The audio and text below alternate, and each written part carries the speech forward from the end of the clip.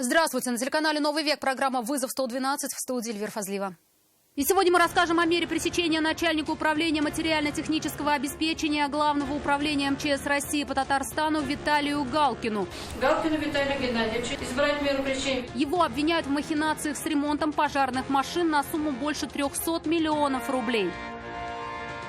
Покажем подозреваемого в убийстве 2 граждан Узбекистана. Он говорит, после задержания, когда первый день же его привезли, он говорит, что ему стало очень плохо, условия ему не понравились. И почему он отказался от признания в преступлении.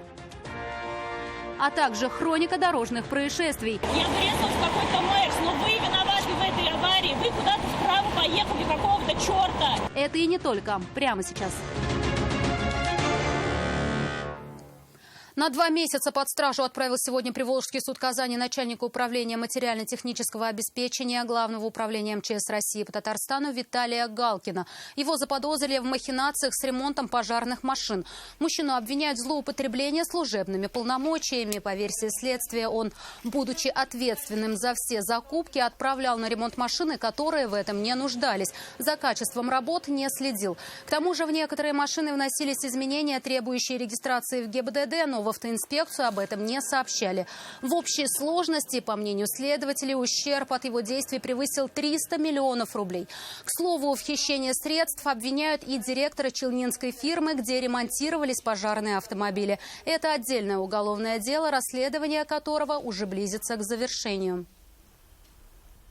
Галкину Виталию Геннадьевичу избрать меру пресечения в виде заключения под стражу на срок следствия на 1 месяц 29 суток.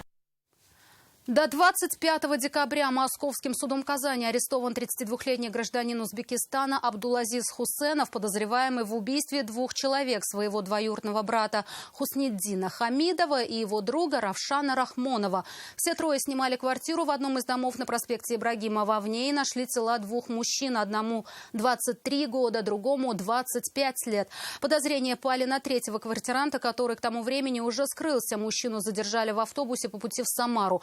Сегодня в суде изучили его первоначальные показания, а он сам озвучил уже другую версию произошедшего в тот роковой вечер. Из-за чего погибли 2 человека, расскажет Алия Хайруддинова.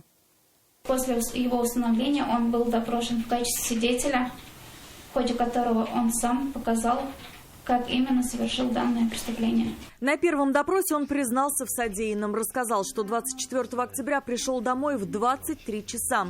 Квартиру они снимали с двоюродным братом Хусниддином Хамидовым и его другом Равшаном Рахмоновым. Разговор зашел о деньгах, с него попросили 9 тысяч рублей за оплату съемной квартиры. Вспыхнула ссора, блеснули ножи.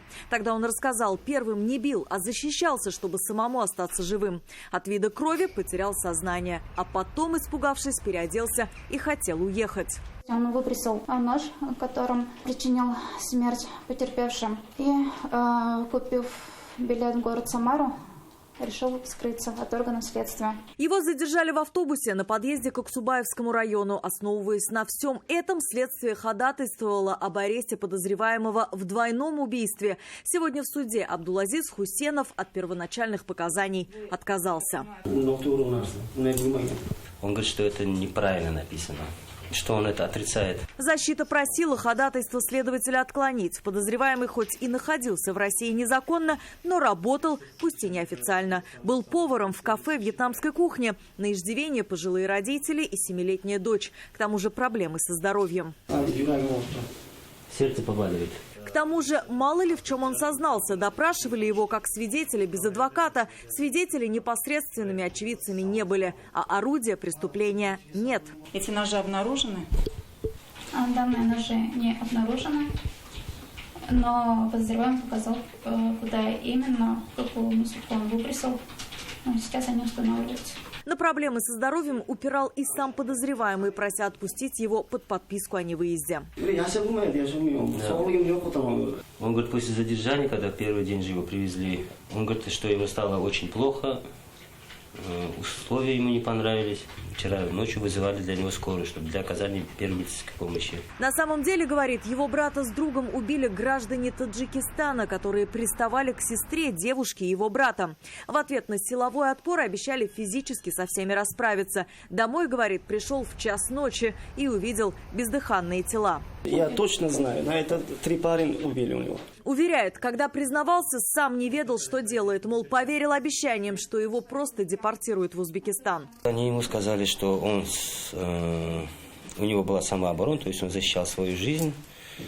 Чтобы он это признал, если всю эту вину возьмет на себя, его депортируют в Республику Узбекистан. Но детально все обстоятельства преступления в суде будут рассматривать после завершения расследования. Дожидаться его Абдулазизу Хусенову придется под стражей. Суд арестовал мужчину до 25 декабря. Алия Хайрудинова, Айрат Назипов, Наиль Абдуллин, вызов 112. Два автомобиля Hyundai Solaris и Nissan Qashqai столкнулись сегодня на проспекте Универсиады. Удар был такой силой, что от передней части легковушки практически ничего не осталось. При этом, на первый взгляд, кроссовер повреждений вообще не получил. Алсу Ахмедзянова убедилась, что это не так, и узнала, как же столкнулись машины.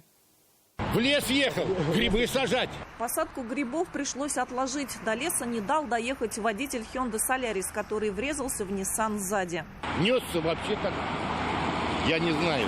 Здесь где-то ограничение 80. Ну, ехал 70. Вдруг бабах! Я аж охренел.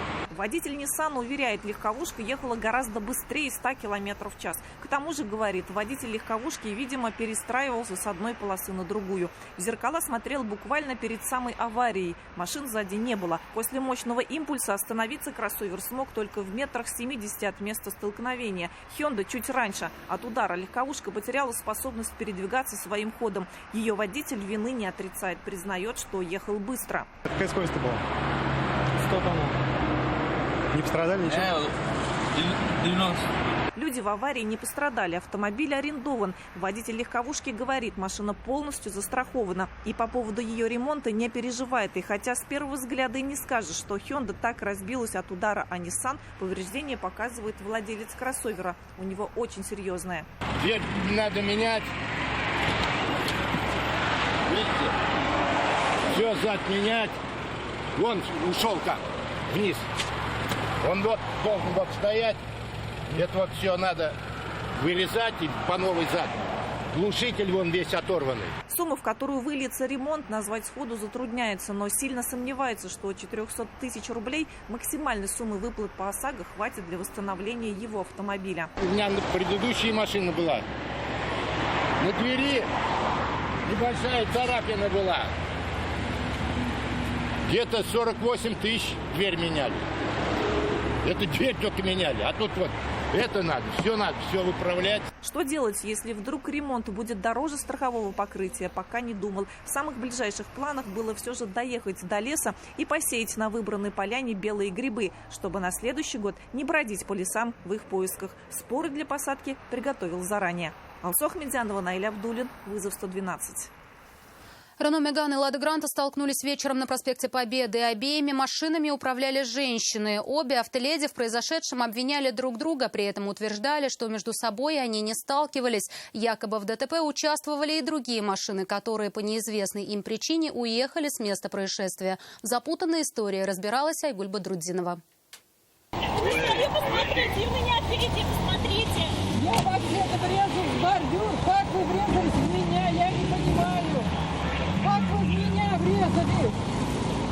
Вы не в меня врезались, а в другую машину, а? Как произошла авария, до конца не понимали ни женщина, управлявшая Ладой Гранта, ни девушка, сидевшая за рулем Рено Меган. Обе были шокированы произошедшим и обвиняли в ДТП друг друга. При этом они полагали, что их машины между собой не сталкивались, а в аварии участвовали и другие автомобили, водители которых покинули место происшествия. Потому что не успела. Где? Я откуда знаю где, я в нее врезалась. Спросите полицейских. Вы вправо ушли, резко. Меня не Зачем? врезали. Я знаю. Я врезалась в какой-то Мерс, но вы виноваты в этой аварии. Вы куда-то вправо поехали, какого-то черта. На этом месте была другая авария. Женщина, управлявшая Ладой, увидев стоящие на дороге машины, резко вывернула руль вправо, чтобы в них не врезаться. Тут стоял знак, я резко по тормоза, в меня другая машина врезалась, а не она. Она врезалась в другую машину. Какая другая машина? Да, ну, спросить у полицейских. Она здесь стояла серая. Она уехала, что ли, или куда она делась? Откуда я знаю? Но автоинспекторы пришли к выводу, что женщины столкнулись между собой. Рено въехал в «Ладу». Больше они ни в кого не врезались. А водители тех автомобилей, что столкнулись раньше, уехали своим ходом в центр оформления ДТП. Но если автоледи будут с этим категорически не согласны, тогда им придется предоставить веские доказательства обратного на детальном разборе аварии в автоинспекции. Айгуль Бадрудинова, Айрат Назипов, Константин Бушуев. Вызов 112. Это все, о чем успели вам рассказать. В студии была Эльвира Фазлиева. До встречи и не бросайте вызов судьбе. Вдруг она его примет.